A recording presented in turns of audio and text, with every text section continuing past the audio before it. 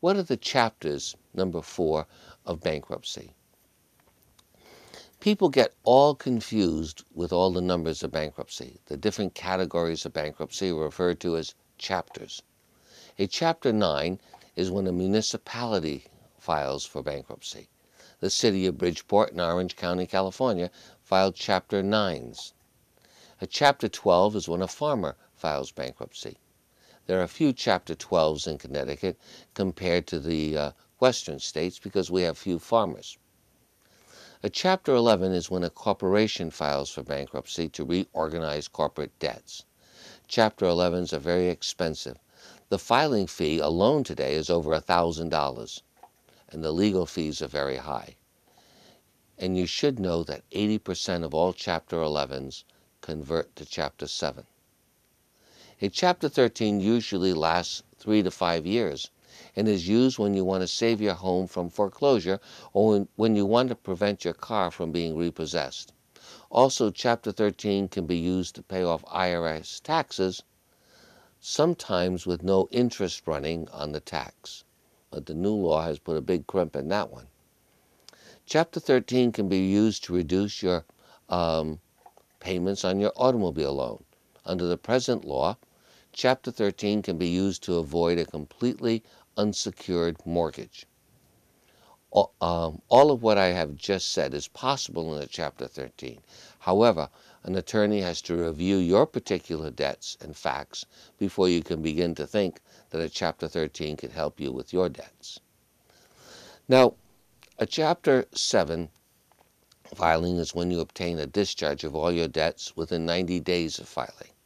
In a Chapter 13, you don't obtain a discharge until you successfully complete your plan of payment, called a Chapter 13 plan, which takes 3 to 5 years.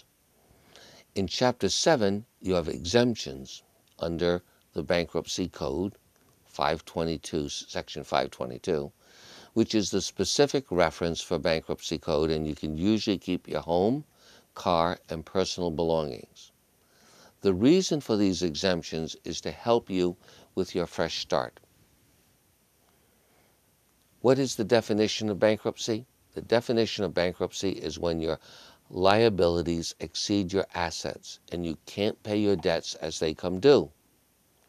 This definition applies to individuals, corporations, and nations. Many people do not realize that there's a serious proposal before the United Nations to establish a World Bankruptcy Court for third world nations who are bankrupt. Why? To give them a fresh start and to become productive. There is no World Bankruptcy Court at present, and there's no chapter for a nation to file for bankruptcy protection. But many scholars, professors, and professionals are developing the concept of a World Bankruptcy Court as a practical response to our world economy. We could have a profound and almost endless discussion of what is debt and what is credit. Just remember, when you owe the bank only one mortgage, it doesn't represent much to the bank, and it can easily foreclose on your property. But if you owe the bank millions upon millions of dollars, and if the bank foreclosed against you, the bank would financially collapse. The bank probably won't foreclose. So who becomes more important? The creditor who lends the credit or the debtor who manages the debt? Can the tail wag the dog? We have been told that the United States is now the world's largest debtor nation. What does that mean? I really don't understand it.